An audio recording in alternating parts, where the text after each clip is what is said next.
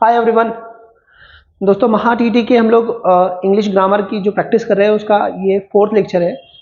इससे पहले हमने तीन पेपर यानी 3 लेक्चर में अलग अलग क्वेश्चन डिस्कस किए हैं। 2 चीज़ें कर रहे हैं हम लोग, एक प्रीवियस क्वेश्चन पेपर डिस्कस करने के साथ साथ उसको एनालिसिस भी कर रहे हैं ताकि हम लोग आगे समझ सके कि कैसे पढ़ाई करनी चाहिए। तो कुछ और क्वेश्चन है जो हम आज डिस्कस करेंगे, एक 15 क्वेश्चन। प्लेलिस्ट में जाइए, इससे पहले मैंने कुछ और लेक्चर्स रिकॉर्ड किए हैं, तो प्लेलिस्ट में जाके देखिए, आपको समझ में आएगा। 15 क्वेश्चन डिस्कस करेंगे। ये 2014 का महा टीटी का पेपर है, बट अच्छे क्वेश्चन है, इस पर समझते हैं एक करके। पहला क्वेश्चन है यहाँ पर आपके सामने, choose correct preposition into the given sentence. अब ये एक सेंटेंस भी है आपको यहाँ पर, इसमें करेक्ट प्रीपोजिशन हमें चूज करना है। इसमें the robber broke dash shop and looted it. देखो, जब भी कोई स्ट्रक्चर रहता है ना, जब भी कोई स्ट्रक्चर में कोई अगर जा रहा है तो इनटू लगाना पड़ता है ना। तो आंसर क्या रहेगा? इनटू। कोई स्ट्रक्चर है तो बहुत जगह ऐसा होता है कि हम लोग ग्राउंड में एंट्री लेते हैं, तो वहां पे कोई स्ट्रक्चर नहीं रहता ग्राउंड में, तो तब आप ये नहीं बोलेंगे कि मतलब I am entering into the ground, नहीं बोलेंगे, हम इंटर द ग्राउंड बोलेंगे डायरेक्ट। तो मतलब जहां कभी स्ट्रक्चर है, कुछ घर बना है, कुछ ऑफिस है या बिल्डिंग से उसके अंदर जा रहे हैं, तब हमको इनटू लगाना होता है वहां पे। अगर हम लोग किसी मैदान में इंटर हो रहे हैं, जैसे मैदान में, ग्राउंड में, तो तब हम इंटू नहीं लगाते, डायरेक्ट बोल देंगे वैसा। जैसे कि आई एम इंटरिंग इनटू नहीं लगाऊंगा मैं, I am entering the ground लिखेंगे वहां पे। यहाँ पे स्ट्रक्चर है तो इंटू आएगा, स्ट्रक्चर नहीं रहा तो इंटू नहीं रहेगा, डायरेक्ट आपको उस चीज का नाम लेना है। सेकंड है, इनडायरेक्ट स्पीच बनानी हमें इसकी। यहाँ पर एक है, Sayali said to Ketaki let's take a taxi now. तो देखो यहाँ पर ये लेट्स का एग्जाम्पल है, मतलब इंपेरेटिव है। तो यहाँ पर जो रिपोर्टिंग वर्ब आएगा वो आएगा सजेस्टेड, प्रपोज। 2 तरह के आते हैं इसमें। लेट्स के एग्जांपल में 2 तरह के रिपोर्टिंग वर्ब आते हैं। एक तो आता है आपका प्रपोज आएगा, एक तो प्रपोज रहेगा, या सजेस्टेड। ये 2 ही रहेंगे। और हमेशा कंजक्शन, अगर आपने कंजक्शन यहाँ पे डाट लेना है, डाट, ठीक है, डाट रहेगा। और ये लेट का वी शुड होगा, वी शुड। इसको हम लोग थोड़ा सा बड़ा करते हैं ताकि क्लियर दिखेगा आपको। ओके, तो अब देखते हैं। यहाँ पर देखो टोल्ड आ गया, इसलिए ऑप्शन निकल गया। यहाँ पे सजेस्टेड है, ठीक है, सजेस्टेड है। अब हमको कंजक्शन देखना है, दैट का है। तो देखो यहाँ पे दैट, यहाँ पे कंजक्शन उसने यूज नहीं किया, इसलिए आउट हो गया। और केतकी सेड दे शुड, यहाँ पे भी कंजक्शन नहीं आया, यहाँ दैट है, यहाँ दैट है। तो दोनों जगह कंजक्शन आना जरूरी है।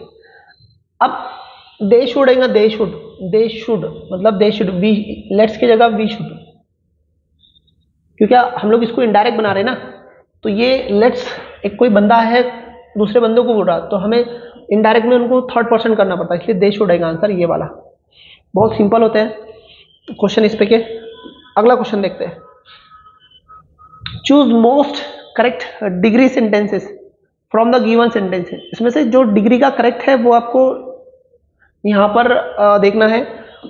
पहला है, very few boys are so industrious as Abhijeet. देखो, सो का इस्तेमाल कब आता? जब नेगेटिव रहा। नॉट अगर यूज हुआ तब सो यूज किया जाता, ठीक है, इसलिए ये निकल गया। बाकी इसमें कोई प्रॉब्लम नहीं है, बट कई दफा ऐसा है कि ये स्टेटमेंट भी बराबर होता है। मतलब बहुत बार ऐसा होता है कि नेगेटिव नहीं भी लिया तब भी सो यूज कर लेता, कोई प्रॉब्लम नहीं आती। और यहाँ पर भी वैसे ही कोई प्रॉब्लम नहीं, ठीक है। Next, Shivaji was one of the greatest king. अब ये बड़ा ग्रुप है ना, जब भी बड़ा ग्रुप रहता, वन ऑफ द ग्रेटेस्ट आएगा तो ये हमेशा प्लूरल रहता, तो इसलिए यहाँ पे ये प्लूरल है, इसलिए ये बराबर स्टेटमेंट है। दूसरा, Manali was more intelligent then any other छोटा ग्रुप होता है, एनी अदर, उसके साथ आने वाला हमेशा सिंगुलर रहता, और ये प्लूरल है। यहाँ पे ई लगा, यहाँ पे वुमन चाहिए था, वुमन चाहिए, वुमेन नहीं चाहिए, इसलिए ये रॉन्ग हो गया। छोटा ग्रुप में सिंगुलर और बड़ा ग्रुप में प्लूरल रहता है। जैसे वन ऑफ का बड़ा ग्रुप है तो यहाँ पर किंग्स आया, तो बराबर है। बट एनी अदर वाला छोटा ग्रुप है तो यहाँ पे वुमन आना चाहिए, इसलिए आउट हो गया। नो अदर पॉलिसीज, देखो ये छोटा ग्रुप है इसलिए यहाँ पे प्लूरल कुछ नहीं आएगा, सिंगुलर रहेगा, इसलिए ये गलत हो गया। इसलिए आंसर हमारा क्या रहेगा? ये। अब कई दफा ये भी राइट आंसर दिखेगा आपको बहुत जगह, बट बहुत मोस्ट अप्रोप्रिएट तो यही है यहाँ पे।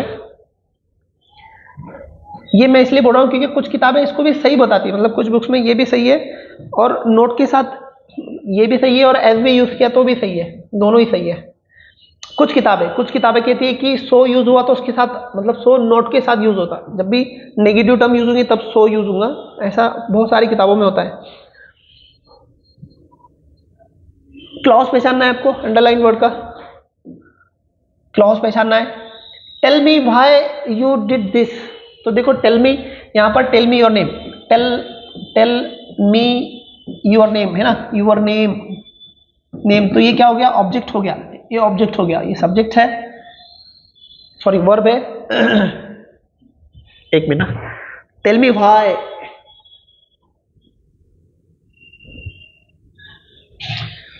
देखो टेल मी ये डायरेक्ट ऑब्जेक्ट हो गया, सॉरी ये डायरेक्ट ऑब्जेक्ट हो गया योर नेम, और ये इनडायरेक्ट ऑब्जेक्ट हो गया, समझा था। किसी भी सेंटेंस में अगर सब्जेक्ट, एक सब्जेक्ट होता है प्लस मेन वर्ब होता है, ठीक है, उसके बाद में दो तरह के ऑब्जेक्ट हो सकते हैं, एक तो डायरेक्ट ऑब्जेक्ट हो सकता है, डायरेक्ट ऑब्जेक्ट, या फिर इनडायरेक्ट ऑब्जेक्ट, दोनों भी हो सकता है। डायरेक्ट ऑब्जेक्ट हमेशा क्या रहता, ये नॉन लिविंग थिंग रहता, मतलब नॉन लिविंग थिंग्स रहते हैं, थिंग, ठीक है, और ये कभी भी लिविंग नहीं रहता, मतलब लिविंग बीइंग है, कोई भी इंसान है, जानवर है, जो भी है, इनडायरेक्ट ऑब्जेक्ट, तो ये दोनों ही नाउन रहते हैं। ऐसे देखो यहाँ पर सब्जेक्ट भी हमेशा नाउन रहता, और दोनों ऑब्जेक्ट हमेशा नाउन रहते हैं, हमेशा नाउन रहते हैं, ठीक है। तो इसको समझते हो पर क्लोज को। यहाँ पर ये जो पूरा लिखा है टेल मी योर नेम, ऐसा बोल सकते हैं, टेल मी योर एड्रेस, जो भी, तो हम लोग योर नेम लिखते हैं यहाँ पे, योर नेम, मतलब योर नेम की जगह पर ये पूरा क्लाउज लिखा है, तो ये क्लाउज इसलिए नाम की जगह लेता है, इसलिए कौन सा रहेगा, नाउन क्लाउज रहेगा। ओके, समझते हैं इसको आगे। और choose correct no sooner than sentence from the given sentence, देखो नो सुनर यूज करना है आपको, मतलब नीचे दिए में से नो सुनर लगाना है, मतलब ये स्टेटमेंट दिया आपको, ये वाला, ये एक सेंटेंस है, तो इसको नो सुनर में कन्वर्ट करना है। याद रखो जब भी नो सुनर लगाएंगे आप, तो जो भी सेंटेंस है इसको वर्बल क्वेश्चन करना पड़ेगा आपको, वर्बल क्वेश्चन। अब वर्बल क्वेश्चन करने के लिए यहां पर पहले तो ये वाज रिटन, ये पैसिव वॉइस है, और पैसिव वॉइस का कौन सा टेंस है, ये सिंपल पास्ट टेंस है ना, ये पैसिव वॉइस का एग्जांपल है, और ये सिंपल पास्ट टेंस है, तो आपको इसको वर्बल करना है, वर्बल क्वेश्चन करना है। तो यहां पर जैसे आप वर्बल करेंगे तो आपको इसको भूलना पड़ेगा, पैसिव वॉइस है, तो आप इसको वर्बल करेंगे तो यहां पर निकल के डिड, तो नो सुनर के बाद डिड आना चाहिए, जहां डिड है वहां पर राइट आंसर रहेगा। तो यहां पर नो सुनर वाज केदार, ये निकल गया, डिड केदार फाइटन, ये भी निकल गया। अब ये दोनों में से आंसर है, कुछ नहीं, इसको वर्बल करना है, यहां से डिड निकल के आएगा, यहां से डिड निकल के आएगा, और ये बाकी चीजें ऐसी रहेंगी, आगे लगेगा, मतलब केदार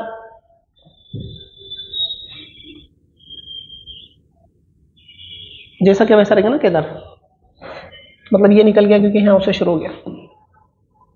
अगला question, choose correct passive voice sentence from the given sentence, passive voice करना है। Didn't fire damage the homes, इसको पैसिव वॉइस करना है, मतलब एक्टिव वॉइस है। तो ये टेंस कौन सा है, पहले ये सिंपल पास्ट टेंस है, और सिंपल पास्ट टेंस में हम कभी भी, सिंपल टेंस में हम पास्ट टेंस करेंगे तो क्या आएगा, वाज वेयर आएगा, है ना, वाज या वेयर आएगा। अब वाज वेयर किस आएगा, अब द हाउस यहाँ पे सिंगुलर है, तो आपको स्टार्ट में वाज जहां दिखेगा वो राइट आंसर रहेगा आपका। ये निकल गया, ये निकल गया, ये भी निकल गया, आंसर आ गया ये वाला।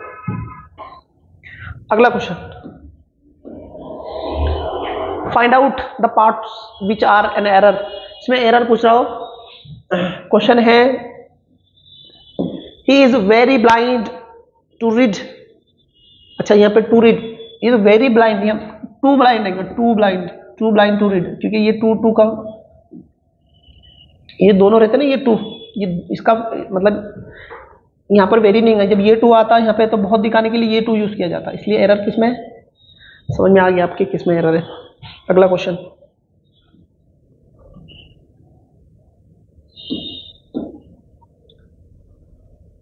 सिनोनिम यूज करना है, नेस्टी, नेस्टी मतलब अनप्लीजेंट, तकलीफदायक, त्रासदायक, नुकसानदायक, नेस्टी, इसलिए इसका सिनोनिम चलेगा unpleasant.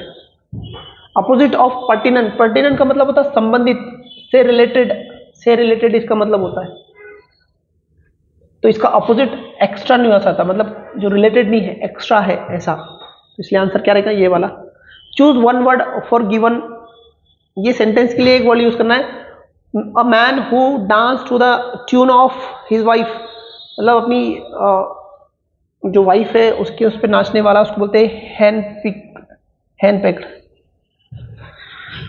Choose correct WH question choose करना है। टू अंडरलाइन पार्ट, ये अंडरलाइन पार्ट है, इसके लिए सवाल बनाना है हमें। तो यहाँ पर क्या लिख ले, mister Chaitrali grave black lady rose in her garden. तो मतलब ये पास्ट टेंस है ना, और इसको सवाल बनाना है तो व्हाट आएगा, व्हाट। और आपको व्हाट क्या आगे, आपको हेल्पिंग वर्ब यूज करना पड़ेगा। अभी कौन सा टेंस है, ये है सिंपल पास्ट टेंस, तो आएगा डिड, व्हाट डिड। जहाँ व्हाट डिड रहेगा वो राइट आंसर, या मिस्टर आ गया, व्हाट वेयर आ गया, ये आपका राइट आंसर, ये भी गलत है। Next, choose correct alternative for given. An insect which has many legs, जिसको बहुत सारे पैर रहते हैं, ऐसा कीड़ा, उसका नाम क्या है, तो उसको बोलती है सेंटीपैड। सेंटीपैड। ममल्स, जिनके अंदर मेमरी ग्लैंड्स होती है, जो जिनकी फीमेल मिल्क सेक्रेट करती है, उनको बोलते हैं मैमल्स। हर्बीवरस, घास खाने वाले को, शाकाहारी को बोलते हैं। और वेटरनेट आई डोंट नो, आंसर है ये वाला। Which of the following express the past perfect continuous tense. Past perfect continuous मतलब हैड बीन आएगा, यहाँ पर इज आ गया गायब, हैड बीन आ गया, राइटिंग बराबर, हैड बीन राइटिंग, हैड आ गया, हैड बीन नहीं आया, इसलिए आंसर आ गया ये। आखिरी का, चूज करेक्ट यस और no type question of the given sentence. Sanjay will have completed this journey, तो विल पहले लेना है, बस खत्म। इसको WH बनाना है, ये विल आगे सामने आ जाएगा संजय से पहले। विल संजय बराबर, विल हैव आ गया गलत, हैव आ गया गलत, विल हैव आ गया गलत, इसलिए आंसर आ गया। आखिरी, identify the figure speech in the given sentences. O my love like the melodies, तो मतलब ये जो इसका लव है वो मेलोडी की तरह है, लाइक। ये सिमिली का एग्जांपल है। सिमिली में हमेशा लाइक और एज, मतलब दो चीज़ों को कंपेयर किया जाता, एक ए बी की तरह बताया जाता, और उसको बताने के लिए एज यूज किया जाता या फिर लाइक यूज किया जाता। ये दो शब्दों का इस्तेमाल किया जाता है, यहाँ पे लाइक यूज हुआ इसलिए सिमिली है। तो ये थे 15 क्वेश्चंस जो हमने डिस्कस किए।